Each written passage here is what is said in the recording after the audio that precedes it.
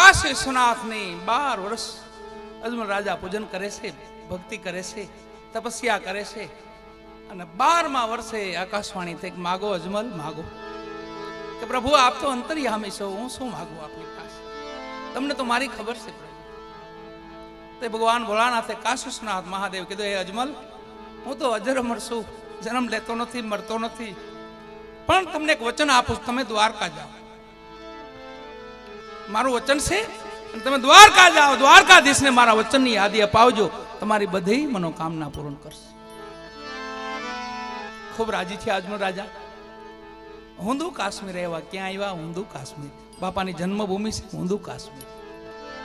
પોકરાણગઢ થી 115 કિલોમીટર થાય છે, જ્યાં જન્મસ્થાન બાપાનું ભવ્ય દેવળ બન્યું છે. ત્યારે વાળા કોઈ પોકરાણ જાઓ તો દર્શન કરવા જાયજો. હુંદુ કાશ્મીર ઈ જન્મભૂમિ છે બાપાને. ત્યાં આવ્યા તો માતા મેનલદે રાહ જોતા હતા. રાજનને જોયા, ખૂબ રાજી થયા. આસન આપીને બેસાડીને કીધું, રાજન શું સમાચાર છે?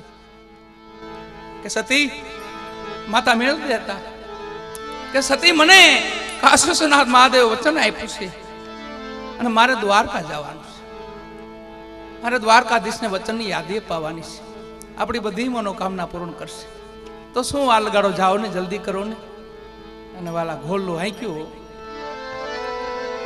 પૂનમ બરાબર પૂનમ આવી, અજમલ રાજા આવ્યા.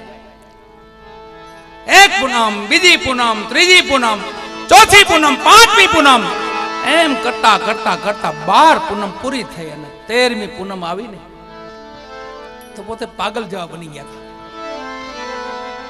કે મને કાશી વિશ્વનાથ મહાદેવે કીધું છે, અહીંથી કઈ જવાબ મળતો નથી, આ મૂર્તિમાંથી કઈ જવાબ મળતો નથી.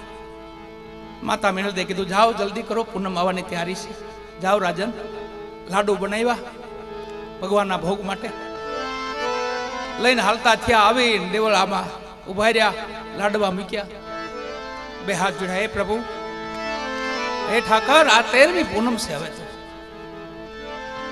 મને ભગવાન ભોળાનાથનું વચન છે એટલે આવું છું, તોય કઈ મૂર્તિમાંથી જવાબ મળતો નથી. થોડાક ક્ષણિક ક્રોધ આવ્યો. ઓહો, મારે તો આ 13મી પથ્થર સામે વાત કરું છું, એમ કરીને લાડુ જે હતા ને ભગવાનને મારવા માંડ્યા.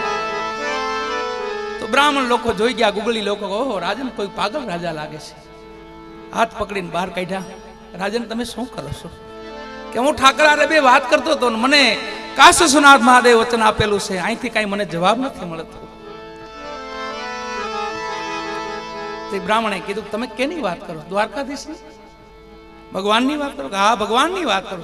તો અહીંયા તો એનું દેવળ છે, દ્વારકા તો હોનાની તો દરિયામાં છે, ત્યાં મારો નાથ બિરાજે છે. અને વાલા શબ્દો બ્રહ્મદેવતાના સાંભળી અને ગોમતીના પગથિયા ઉતરીને દોટ મૂકી વાલા હાલમાં જાજો કોઈ સમય દ્વારકા જાવ તો ભુરિયા બાવાની ભેખડ ત્યાં ઉભા રહીને કૂદકો માર્યો, અલખનું નામ લઈને કૂદકો માર્યો. વાલાએ હોનાની દ્વારકા રચાવી, હોનાની હો. હિંડોળે મારો નાથ હિચકે છે, માં ભગવતી અષ્ટપ્રાણી ભગવાનની સેવામાં છે, પણ પાટો વાળીને ભગવાન બેઠા છે. અજમલ રાજા પ્રણામ કર્યા, પ્રભુ પ્રણામ. અજમલ રાજાને આસન આપ્યું, બેસાડ્યા. રાજન આવવાનું કારણ કયો? કે પ્રભુ એ તો બધું સમજાણું, મારું કારણ તો ઠીક છે, પણ આ તમે પાટો વાળ્યું એનું શું કારણ? લાડુ તો માર્યા, ભેગો લોટો જ માર્યો છે. એટલે તો લોટો જળની જારી હતી ને એ મારી. કે પ્રભુ મારું કારણ તો ઠીક છે, પણ આપને પાટો વાળવો પડે એનું શું કારણ છે પ્રભુ?